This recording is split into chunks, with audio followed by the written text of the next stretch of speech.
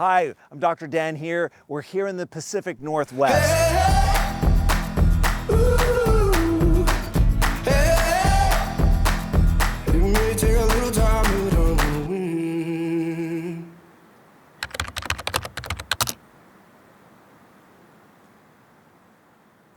Hi there, we're here in the Olympic Peninsula where we're studying plants, medicinal plants. The Olympic Peninsula is one of the last places in the continental US where plants have not been fully discovered and explored. So there's 600,000 species of plants on the earth. There's molecules here in these ferns, in these trees that are over 1,000 years old, that we're able to isolate molecules so that we can help improve human health. So I'm excited that you're here with me. We're gonna have a blast and we're going to discover some new molecules from plants.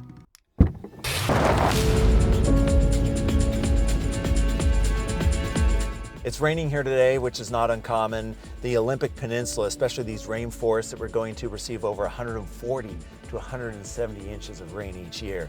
And that's actually a really good thing for us in our plant exploration. What that means is that there's plants that grow here because of the moisture and the organisms that grow on top of them and the good bacteria in the trees that we can't find these plants anywhere else. And so where there's amazing, unique plants, that means there's amazing, unique molecules that can improve human health.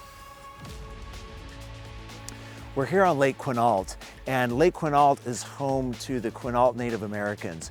One thing that's really cool is that people in this region use these plants for traditional medicine.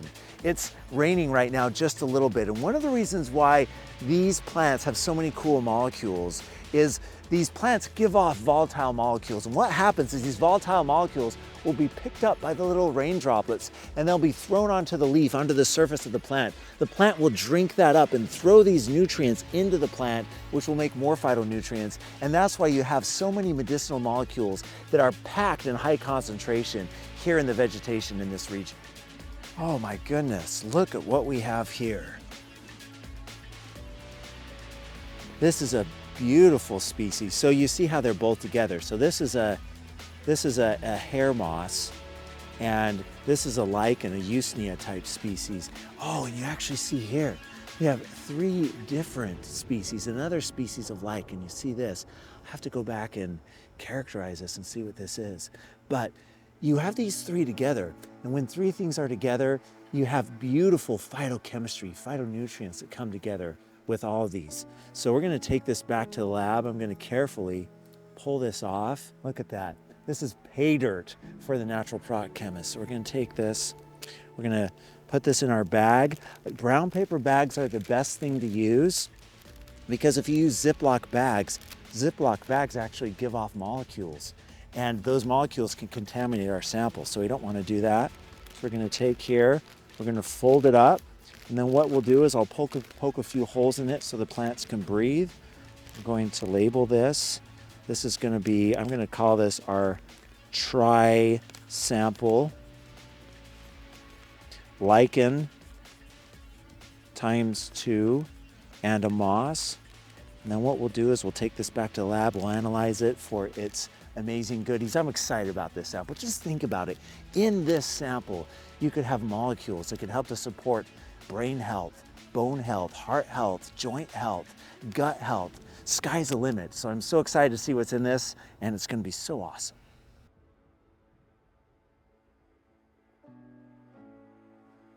Oh man, look at this beautiful Douglas fir.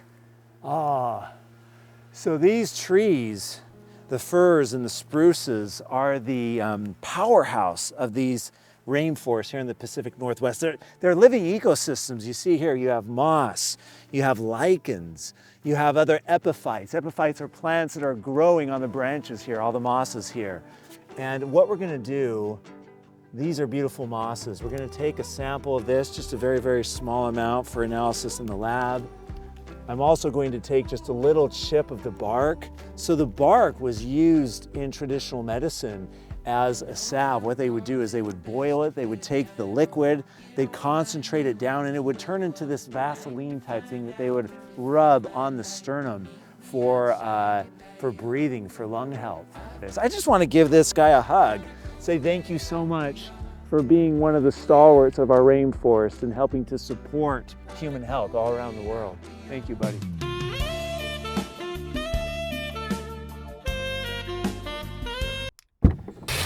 gotta find your people, the ones that get the joke, who understand what you're saying for a word is spoke.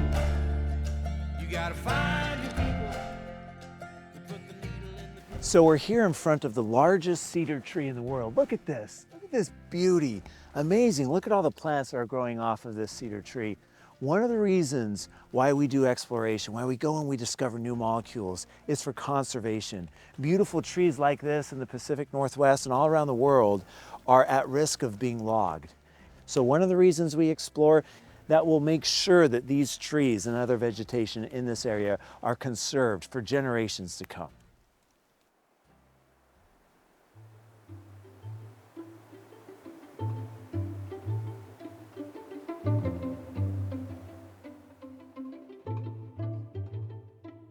So as I'm out here exploring, we come across mushrooms and different fungi. And the question is, how do you know if they're safe to eat or not, if they're edible? And the way to tell is if you look at these gills on the underside of the mushroom, if these gills connect to the stem, 98% of the time it's edible, it's safe to eat. Now, if these gills start to go and they stop before they reach the stem, then again, most of the time they're poisonous. So that's a good tip to know, field guide as you're going out exploring. One of the things about the Pacific Northwest that I love is these ferns here. You look at these beautiful ferns, and with these ferns here, you see these spores, and these spores will release. They'll float through the air, they'll land on the ground in the moist soil here, and that's how new ferns will sprout.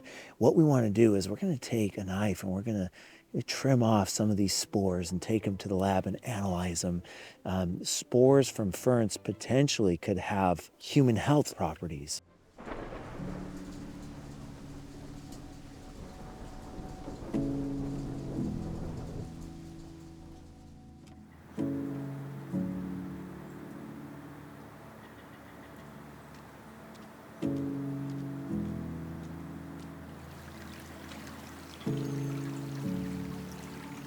I'm so excited. I didn't know we'd find this here. This is one of the giant slugs that's native here to Olympic National Park, to the Olympic Peninsula here in Washington State.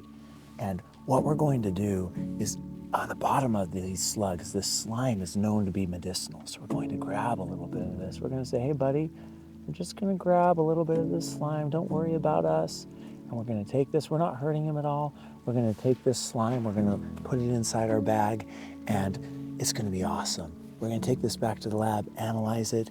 In the slime, you have molecules called adhesions, which are actually really good for regenerative health, really good for skin health, and a whole bunch of other things. So this is going to be awesome. I'm so excited we found this here. So one class of organisms that haven't really been studied for their bioactive molecules are mosses.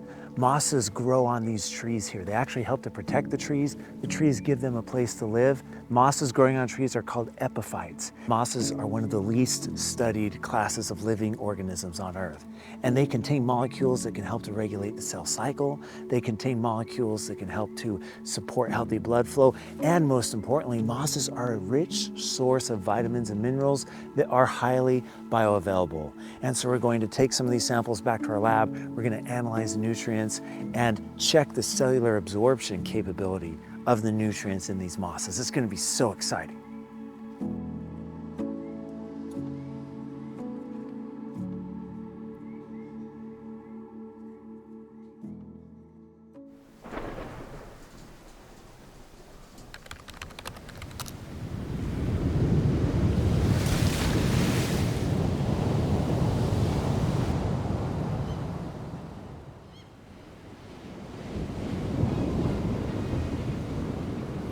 I'm often asked, well, why go about looking for molecules in plants? What does that even mean, and why is it important?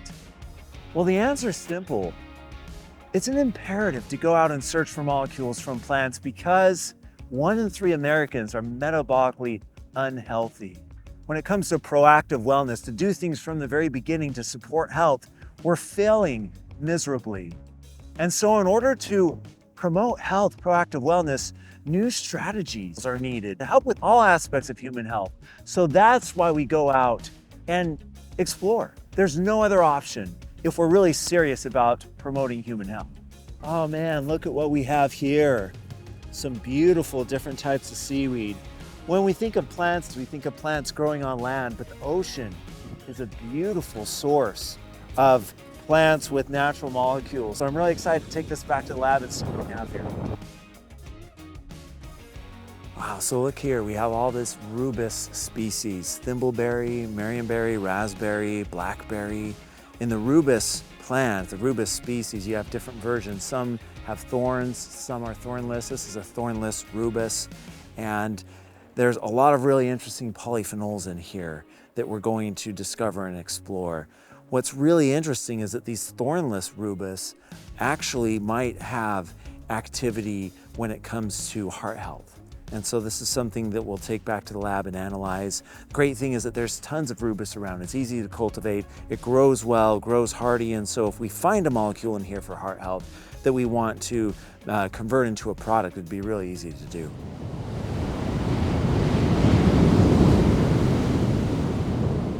So I think I've gotten us a little bit stuck. We're going down this road here and there's some beautiful plants down there. They actually said that that's kind of a Sasquatch stomping ground down there. So we were thinking study plants, save the world, molecules, and you know, if I discovered a Sasquatch sighting, that would be really cool. We're kind of stuck here. I've done about a 14-point turn right now, and looks like we have another 14 or 15 more to go, but we'll get it. How? Perfect.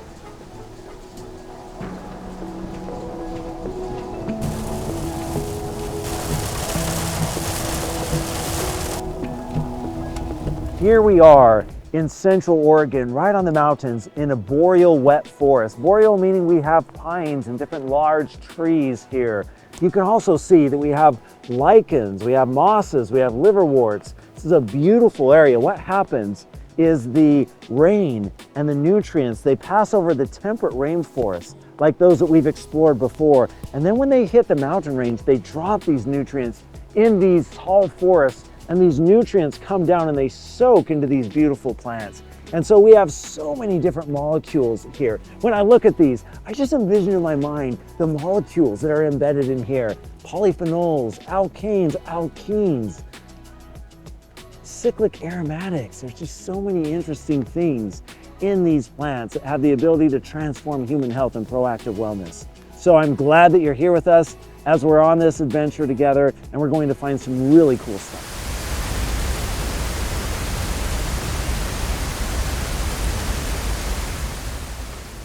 I get really excited when I see waterfalls, and here's why. Waterfalls, because of the rushing water, what it does is it absorbs, it takes the nutrients that are in the air that are full of bioactive molecules and pulls them into the air. The water flows over the waterfall, and then this nutrient-enriched water flows into the vegetation on either side of the waterfall. And those plants are more enriched in bioactive compounds. So we're going to go down there, we're gonna get some waterfall-enriched plants for analysis. Oh man, look at this beautiful leaf here, this maple leaf. One of the reasons that we are here at this time of the year during autumn time is because of the colors of the leaf. The green color of the leaf is because of chlorophyll. And when that chlorophyll is degraded due to light and temperature, what's left behind are these beautiful yellows and red. And this yellow color is actually indicative of molecules called polyphenols that have anti-aging properties and can help with all aspects of human health. So we're going to take this back to the lab and analyze it and see what goodies are here.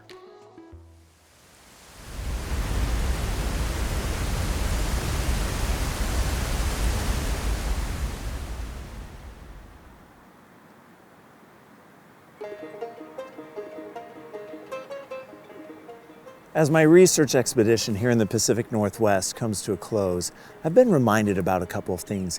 Number one, just the sheer magnitude of plants that haven't been studied for their bioactive molecules. As I was walking through the rainforest and looking at all the different plants, basically all of them haven't been looked at for their bioactives. Number two, I just have a profound gratitude for Native American tribes in this region, for the nations, for the traditional medicine that they've been doing for thousands of years that have paved the way for scientists like myself. I'm grateful for the people that we've met, and I'm just reminded that no matter where we come from, who we are, what we look like. We are all human beings, and we should treat each other with love and kindness and respect. And most of all, this trip has fired me up. It's helped me to realize, like never before, the importance of the work that we're doing to promote proactive wellness.